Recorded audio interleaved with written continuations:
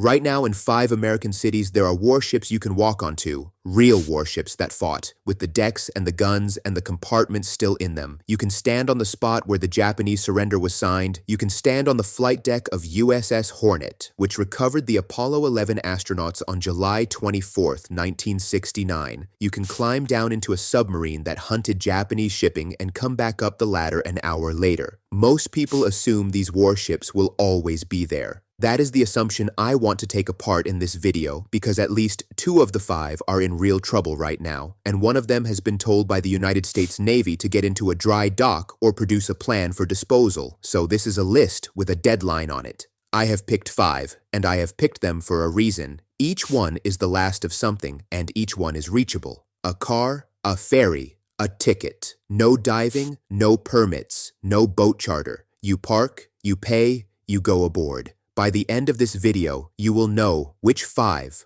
what makes each of them the last of its kind, exactly what condition each one is in as of this year, and which one I would go and see first if I could only do one. Before we keep going, thank you for being here, and I want to ask you something genuinely. Where in the world are you watching this from? And which of these have you actually been aboard? Put the ship and the year in the comments. The year matters, because these ships change, and not always in the right direction.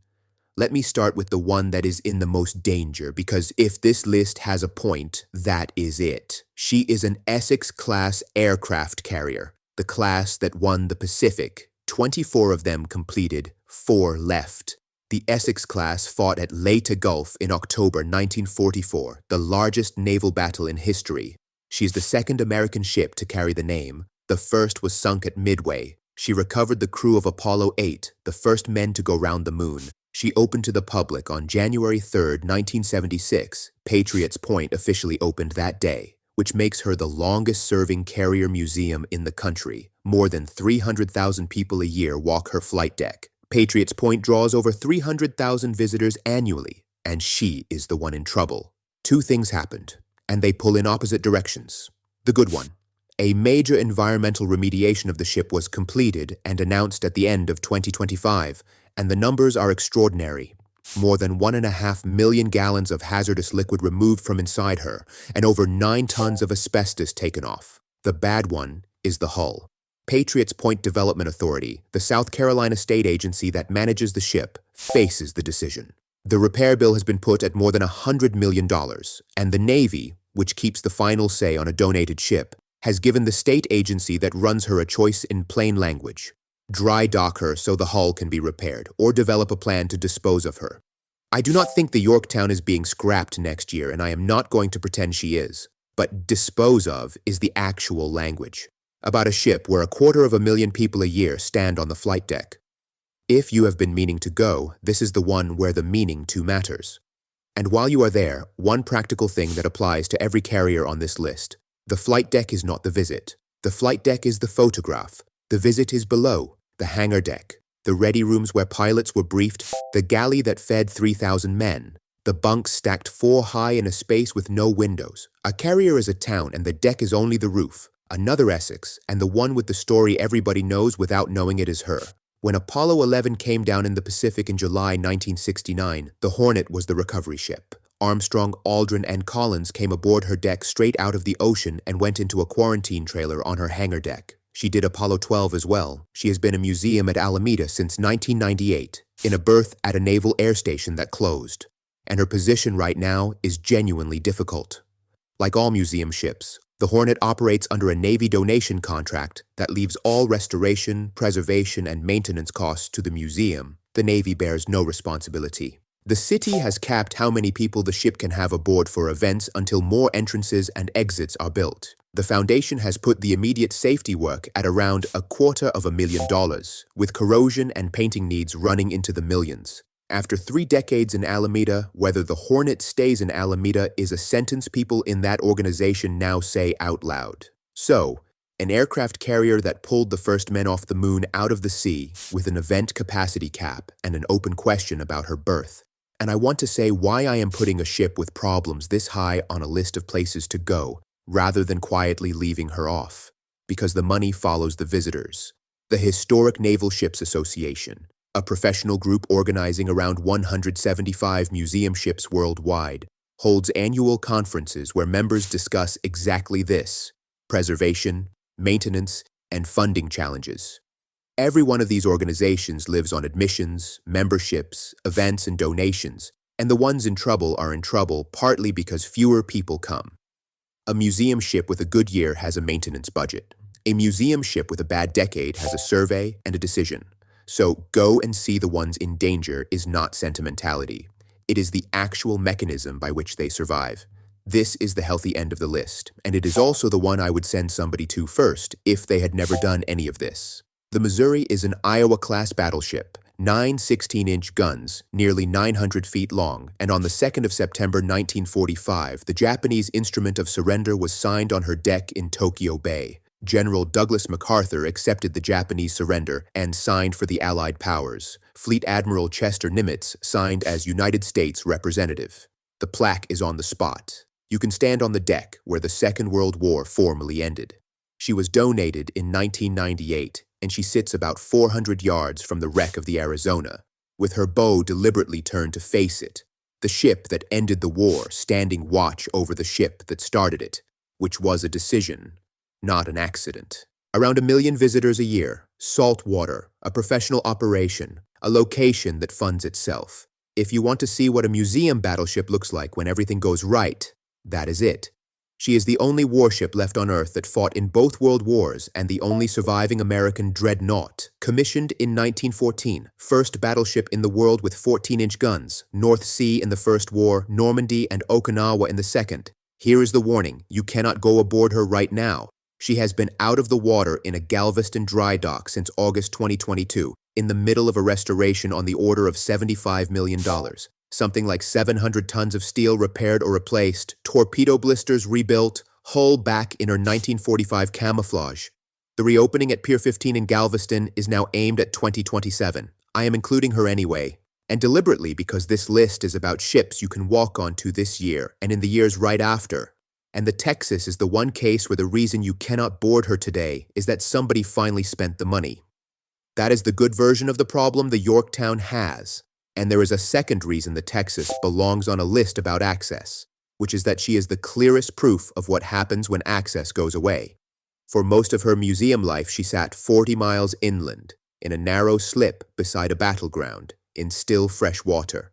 Fewer than 100,000 people a year came. That is not a lot of tickets for a ship that size. And low visitor numbers are not just an income problem, they are a political problem because a ship nobody visits is very hard to argue for when somebody asks why the state should spend money on it. The move to Galveston is a bet on exactly that. Put her where the people are, on the seafront in a city that already gets millions of tourists, and the projections go over 250,000 visitors a year. Same ship, same history, 3 times the visitors because of where she is parked. That is worth remembering when you look at the ones on this list that are in awkward places. There are more preserved American submarines than most people realize in a lot of states, and they are the most underrated visit on this whole list. A battleship is impressive from the dock. A submarine only works when you are inside it, because the entire point is how small it is. You walk in through a hatch built for a man in a hurry. The passage is narrower than your shoulders are comfortable with. The bunks are stacked against the torpedoes. Men slept next to live weapons because there was nowhere else to put either, and then somebody tells you that 80 men lived in that tube for 60 days at a time. The cod at Cleveland, the drum at Mobile, the cobia at Manitowoc, the bowfin at Pearl Harbor, the pompanito at San Francisco, the batfish in Oklahoma. The point is not which one. The point is that most people watching this live within a day's drive of one and have never been.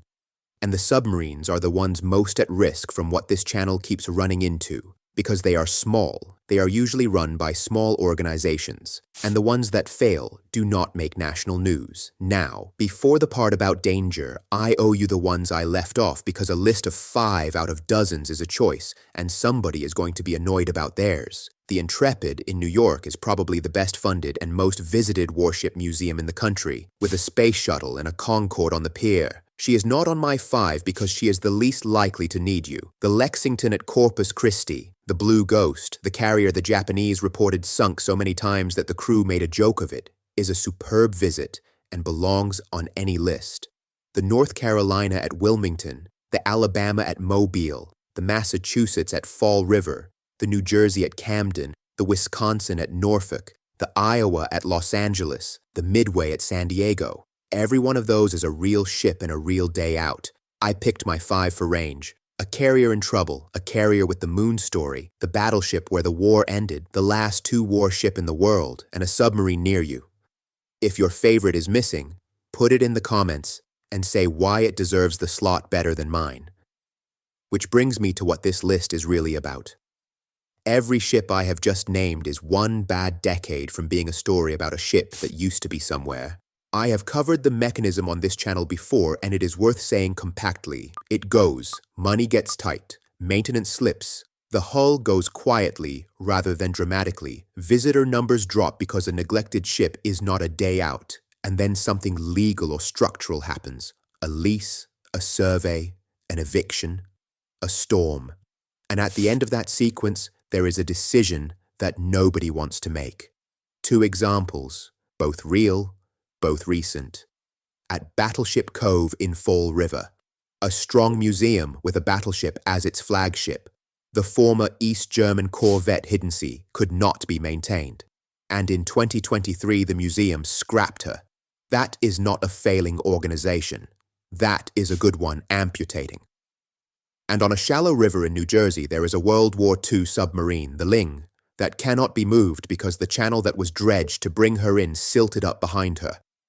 The museum is under eviction. The Navy is recalling about 100 loaned artifacts, and in 2018, somebody cut the locks, left the hatches open, and flooded her, and stole 4 bronze plaques, honoring the men lost in the 52 American submarines that never came home. That submarine is now a thing you look at from the bank, and there is a practical side to this that I want to give you properly, because go and see them is easy to say, and most people never do it. And the reasons are always the same 3. The first is that they assume it is a half-hour stop. It is not. A carrier is a full day if you do it properly. The Yorktown and the Hornet both have self-guided routes that run for hours, and most people run out of time before they run out of ship. A battleship is a solid 2 to 3 hours. A submarine is 40 minutes and will stay with you longer than either. The second is the physical side, and nobody says it out loud. These are warships, not museums built for visitors, ladders instead of stairs, knee knockers in every doorway, steep companionways, and a lot of steps. Every one of these organizations knows this, and most have accessible routes covering part of the ship, the main deck and often the hangar deck on a carrier. But the full route is not for everybody. Ring ahead and ask what is reachable. They answer that question every day. The third is that people wait for the right occasion. Do not. These are ships where the right occasion is a Tuesday, when there is nobody in the passageways, and you can stand in a compartment on your own for a minute and get some sense of what it was like to be one of 2,000 people living inside a steel box. And take somebody old with you if you have somebody old. On every one of these ships, the best thing that will happen is that a volunteer in his 80s will start talking to you. So here is the honest version of 5 warships you can still walk onto this year. You can walk onto them because in some specific year, somebody organized. North Carolina's school children gave a dime each in 1961. Alabama's did the same in 1964. A New York businessman put his own name behind the Intrepid in 1978. A state took the Texas in 1948 when nobody had ever preserved a battleship and nobody knew how. None of those were inevitable. All of them had a window, and the window closed. The 6 battleships that fought the last battleship duel in history are all gone. The last of them sold for scrap in 1959, about 2 years before the campaigns that saved the others got going. One last thing before the answer, and it is the reason I keep making these. There is a generation gap running through every one of these ships right now, and it is closing fast. The men who served on the wartime hulls, the Yorktown's crew, the Missouri's crew, the Submariners, are in their late 90s if they are here at all. The volunteers who run these museums are mostly the generation after, men who served in the 50s, 60s, and 70s, on Korea-era and Vietnam-era ships, and who chip paint on a Saturday because somebody has to. That volunteer base is aging out. It is the quietest of the threats on this list, and probably the most serious, because money can be raised in a good year, and a hull can be repaired if the money exists. But a volunteer who knows how the ship works and can tell you what it was like cannot be replaced by a donation. So when I say go this year, part of what I mean is go while there is still somebody aboard who can answer a question you did not know you had. Which one would I do first if I could only do one? The Missouri, if you have never done any of this, because she is the one where the history is unarguable and the ship is in good hands, and standing on the surrender deck with the Arizona in front of you does something that a photograph does not. But the honest answer is the Yorktown, because she is the one where going this year and going in 5 years might not be the same option. So tell me which ones you have been aboard, and the year. And if you have been on one that is not there anymore, tell me that too. I think those are worth writing down, while the people who walked them are still around to write them.